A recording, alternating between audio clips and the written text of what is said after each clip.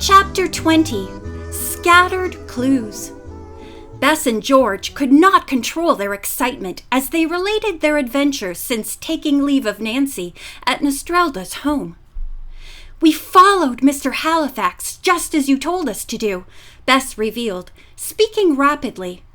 "First he stopped at a store to telephone, but we weren't able to hear the conversation. Then he drove on to the offices of Halifax and Lopez." "How was the last name spelled?" asked Nancy eagerly. "Lopes. This is the part that will surprise you, Nancy. They're manufacturers of luggage." "That doesn't astonish me at all," smiled Nancy.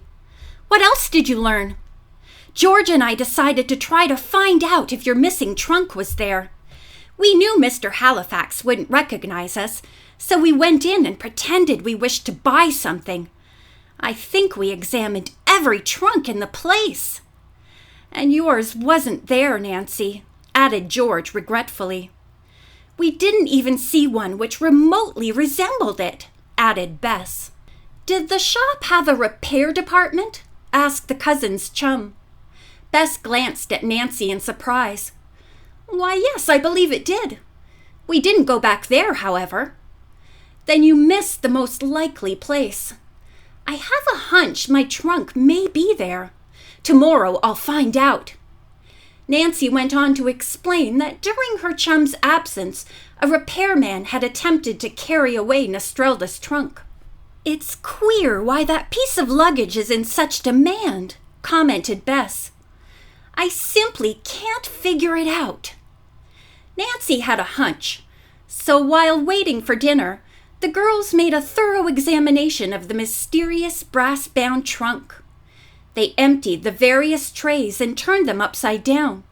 They tapped the bottom and the sides for secret compartments.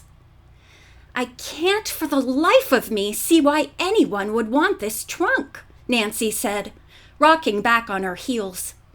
"Yet there must be a reason."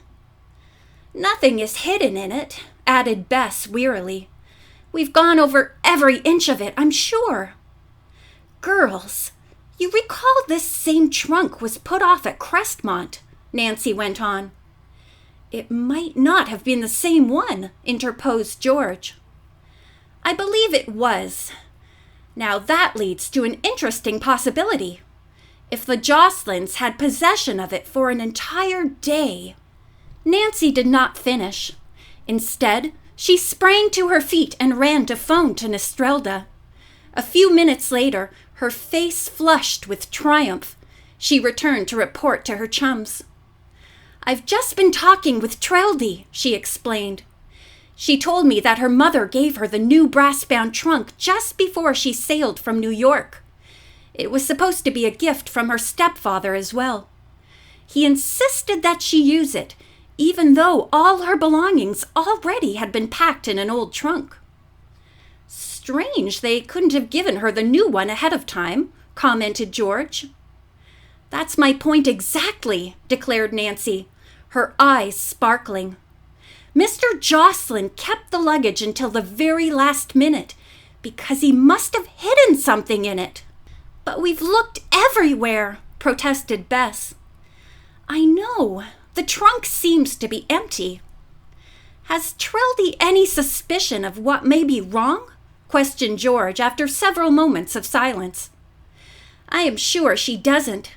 She told me over the phone that Senora Zola is greatly upset about everything that has happened. She plans to take the Laurel Hall girls to Rosario tomorrow." "And will Treldy leave too?" asked Bess. "Yes, she promised to send me her address as soon as she arrives there. I don't know what she expects to do about this trunk.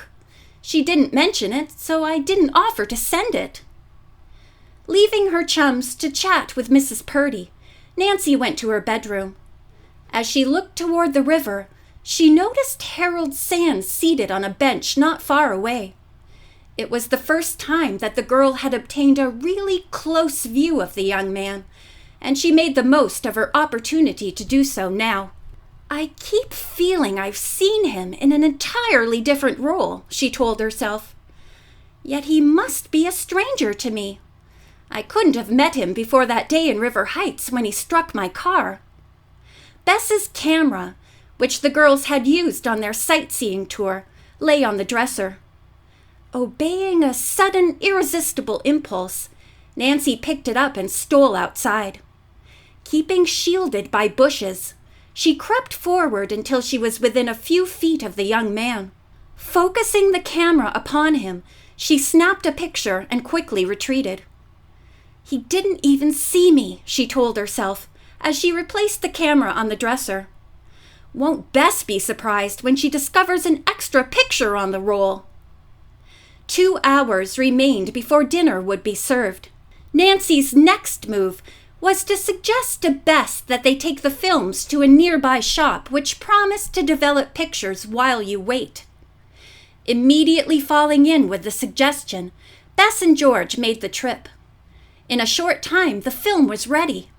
Nancy let her chums look at the pictures first. "Oh, this one of a cathedral came out grand!" exclaimed Bess in delight. "This picture of me standing by the statue is awful," declared George. "I'm going to tear it up."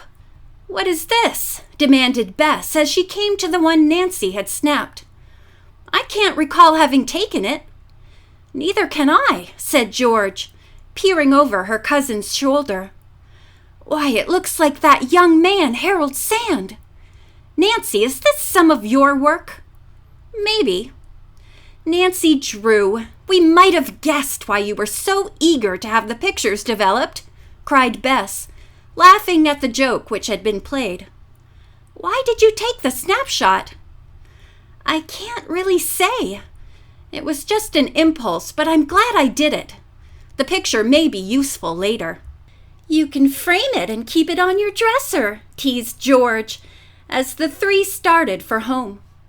Nancy smiled as she studied the picture of Harold Sand. "Notice anything about this pose?" she asked presently. "Why, no," answered George and Bess together. "I think I do," replied Nancy mysteriously. "The hands."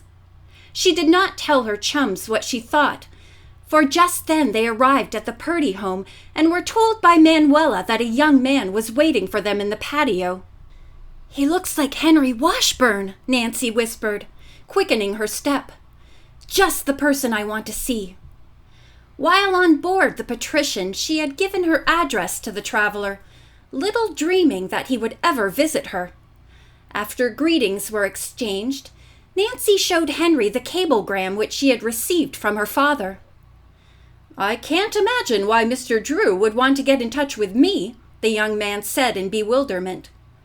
"Neither can I," replied Nancy, "unless it concerns your business dealings with the luggage firm." "But Mr. Trenton looks after our contracts. I have nothing to do with them." "Anyway, it's important for you to contact my father," insisted Nancy, refolding the cablegram. "Will you send him a message tonight?" "I'll do better than that. I'll get in touch with him at once by telephone." "Oh, that would be fine," approved Nancy. "You can make the call from here." While waiting for connections to be established, the young people hovered near the instrument.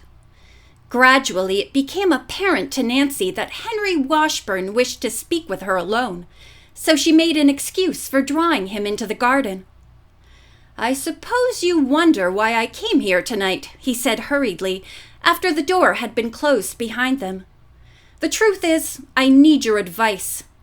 "I'm always glad to give that," laughed Nancy, "though I can't say how good it is." I hardly know how to begin," he said self-consciously.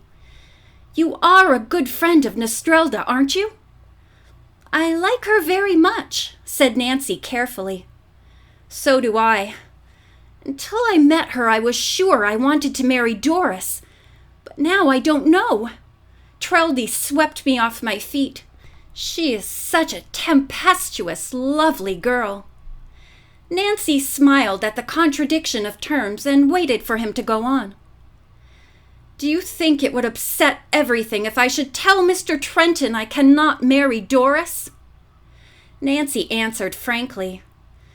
It would cause difficulties of one kind or another. I am confident of that. But a man has a right to marry the girl he loves. Indeed, he has. But are you sure that Treldy is the girl for you? It might be only a passing fancy, you know. I hardly think so, the young man responded soberly. My feeling is very sincere. If I were you, I would do nothing for a few days, Nancy advised him. Give yourself time to think over the problem very carefully. Before she could continue, Bess came to the door, crying excitedly that the long-distance call had been put through. Henry Washburn hastened to the telephone.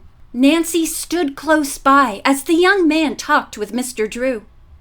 She gained no inkling of the conversation, for Henry's comments were confined to yes or no and a few meaningless remarks. However, she noticed how pale his face had become, and his expression grew increasingly grave.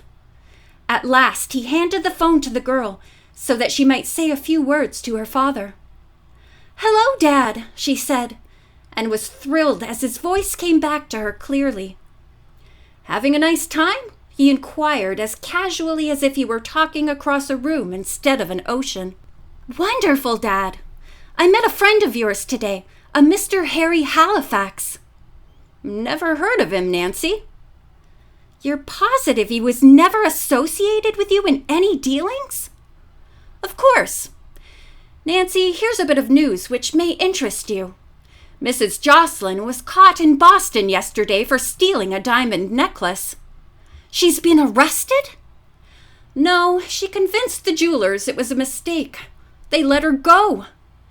"A mistake?" cried Nancy indignantly. "Why, almost the same thing happened in New York. I could tell you—" "Not over such an expensive telephone," interrupted her father with an amused chuckle. "Sorry to say goodbye, but tolls mount. Take care of yourself, my dear." End of chapter 20.